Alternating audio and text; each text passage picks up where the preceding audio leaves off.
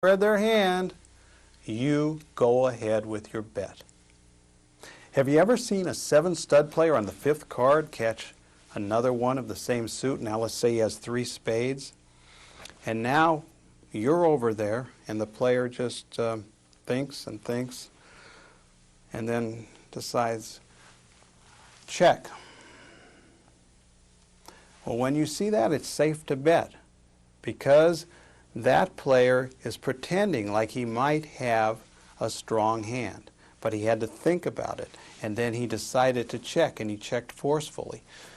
On the other hand, if a player really had made a flush on 5 cards, you're more likely to see something like this.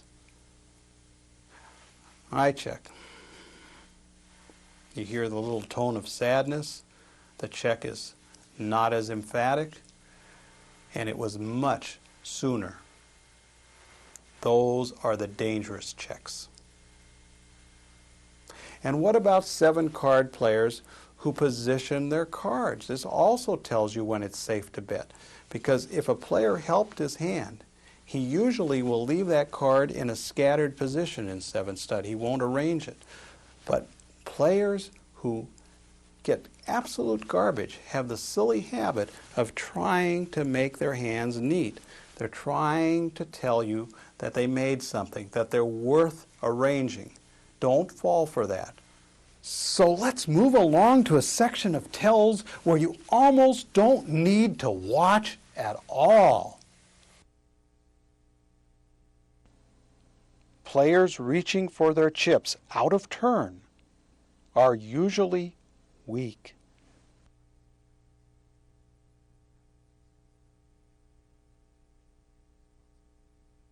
You know, sometimes the best tells aren't the ones that you see. They're simply the ones that you hear. And now I want you not to concentrate so much on what you see, but just what you hear. I raise. What you just heard is a dead giveaway. And anytime you hear it anywhere in the world, you know this person has a strong hand. When you hear this sad, I raise. Any kind of reluctance, I raise. That's the time to throw your hand away. Players try to fool you by acting sad when they have powerful hands.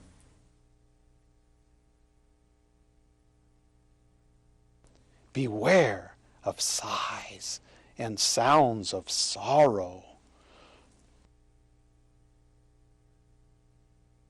My breathing probably doesn't interest you much, and your breathing doesn't interest me much, but your opponent's breathing should interest both of us. What you should watch for in your opponent's breathing is a sudden change. Now listen.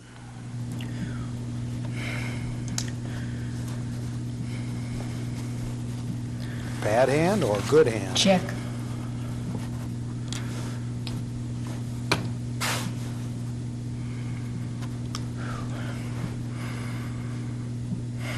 The man in the dark blue shirt looks at his final cards. He has a possible straight flush here. And by golly, all of a sudden, his breathing is labored.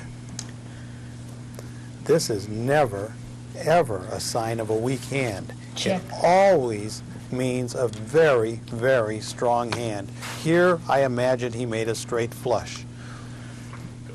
By contrast, when your opponent is bluffing, he scarcely breathes at all.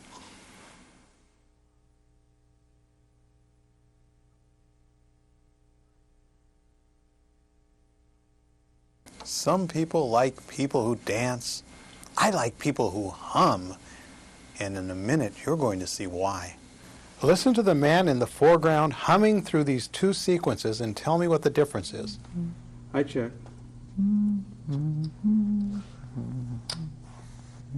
Check. Check. Well, it's the same difference as there is when somebody's tapping and stops or doesn't stop, or somebody's whistling and stops or doesn't stop. In the first case, the man didn't stop. That means he's not worried about his bet. All right, He feels Do you have anything? at ease. 3 queens. Oh my God. Oh, I'm glad I didn't call.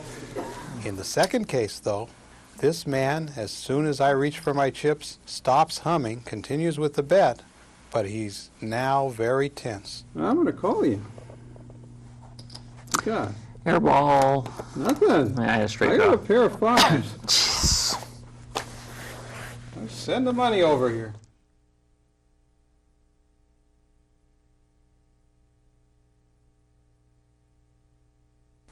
You know, one thing I didn't discuss about poker sounds is poker clack. Poker clack, that's one word. Well, I invented the word about 15 years ago, but it tells you something about the nature of poker, about trying to convey sadness. And you know what it is? You can do it yourself. Do it right now. All you have to do is put your tongue against the roof of your mouth, apply a little suction, and then release it, just like this. And you know that's a sad sound? It's not a sound you would make if somebody told you something joyous, like, I'm going to get married. Doesn't fit. My dog just died. There, it's a sad sound. And whenever you hear that at the poker table, it means an opponent is trying to convince you that there's something wrong with their hand, that it's bad. And so when you hear it, you should believe just the opposite. When players try to impress you that they have a bad hand by acting sad, by making poker clack, a sad sound, you should fear a very strong hand. And don't forget the old sigh. Whenever you hear that, you know your opponent has a strong hand. He's trying to make you think that he is actually weak, that it's something to be sad about. So when you hear the sigh, get ready to throw your hand away. One of the very best times to hear a sigh is when an opponent or you hits an open pair and another opponent sighs. That means that opponent, the one who sighs, has a very strong hand, because why would he give away the fact that he's worried about your pair? He wouldn't. He's only going to sigh if, in fact, he knows he has that pair beat.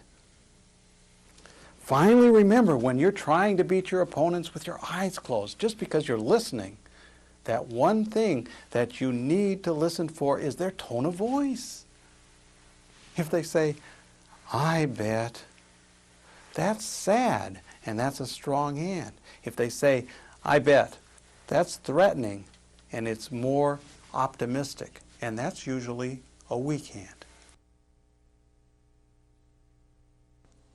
Don't call poker clack.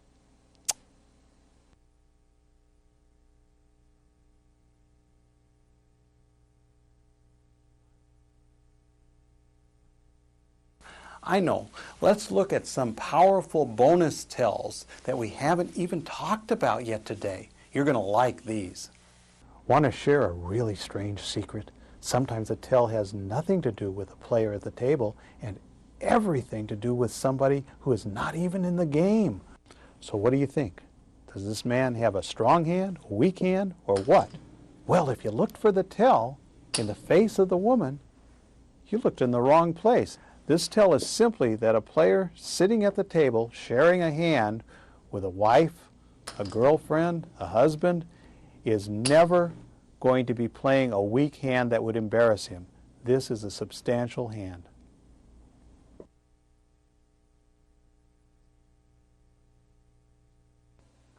Any unsophisticated player who bets, then shares his hand while awaiting a call, is unlikely to be bluffing. You should look for tells right from the moment your opponent has bought into the game and begins to play. Wait, that's wrong. You should look for tells right from the moment your opponent actually buys chips. Chips? In this first case, we see a man buying chips, but he seems to be almost a little bit embarrassed by it. And look at the woman. She's looking at him and saying, what a dork. Chips? But in the second case, Chips? this man is